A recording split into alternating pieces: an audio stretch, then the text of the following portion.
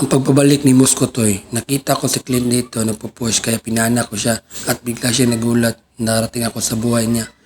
Pero hindi ko siya pinatay kasi naawa ako sa kanya, mahawain akong tao kaya nag-minions muna ako dito.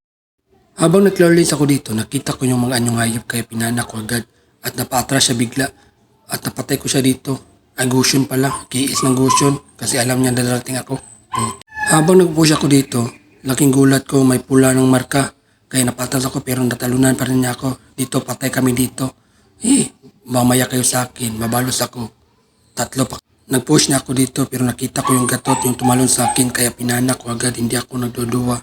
Nag-iisip lang ako dito. Pagpana ko agad bigla akong pumasok kaya nagulat siya. Kaya dito napatay ko siya. Nakabalot rin ako sa kanya kasi ang tang-tang niya, tanga-tanga, bobo, kiki. Dito naman nakita ko sila ng clash, tutulungan ko sana. Pero hindi ko pinatama yung pana kasi mag-push na ako dito kasi alam ko advantage ako sa push kasi malakas ako mag-push. Kaya pinush ko muna. Hindi ko muna tinulungan yun kasi alam ko na advantage kami dito kasi wala na silang tower. At pinaputok ko na yung huling tower nila. At tumatras muna ako dito kasi alam ko maglulol na sila. At tumuloy pala ako, hindi ko habang masaya ako naglalakad, nagulat ko nandito pala yung Eudora kaya napatay niya ako. Mamaya ka sa akin Eudora. Ginalit mo si Muscotoy. Pagkabuhay ko dito, nakita ko naman yung anyong hayop na low HP na. Kahit alam ko marami sila, pinasok ko agad. Hindi ako nagdalawang isip kahit mamatay ang buhay ko kasi yan lang kapalit ko kasi ako ang pinakamagaling na Muscotoy dito sa Momo. Nakuha pala namin ang lord dito. Ang galing ng Gusion namin.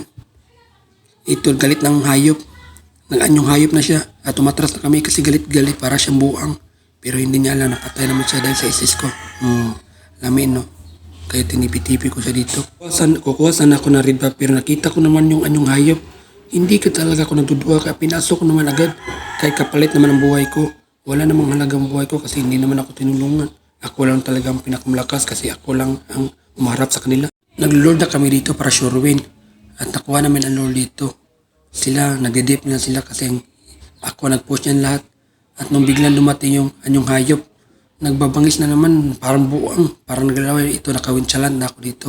Kaya ko nang umarap kay Eudora. Nagbabangis talaga itong anyong hayop na ito. Buang na pala, natulong ang rabies. Napatay namin siya dito. Habang nalalakad ako, binuo ko na yung winchalan ko dito.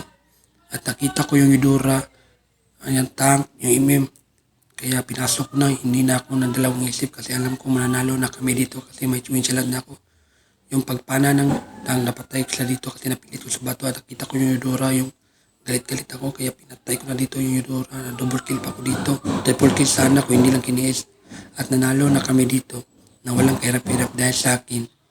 MVP pala ako dito guys, hindi ko lang may pakita kasi naina ang aking video eh.